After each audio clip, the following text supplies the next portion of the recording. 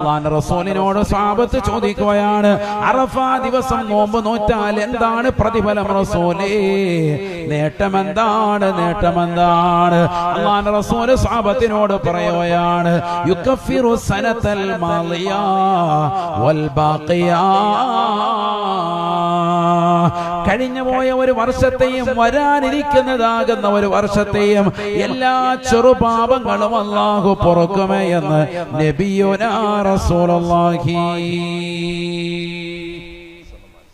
കഴിഞ്ഞ ഒരു വർഷത്തെയും വരാനിരിക്കുന്ന ഒരു വർഷത്തെയും എല്ലാ ചെറുപാപങ്ങളും പൊറുക്കുമെന്ന് സയ്യിദുനാ റസൂലുള്ളാഹി. വരാനിരിക്കുന്ന ഒരു വർഷത്തെ പാപം കൂടി പൊറുക്കും എന്ന് പറഞ്ഞതിൽ നിന്ന് പണ്ഡിതന്മാർ മുഹദ്ദിസീങ്ങൾ പറഞ്ഞു, എന്താ വരാനിരിക്കുന്ന ഒരു വർഷത്തെ പാപം?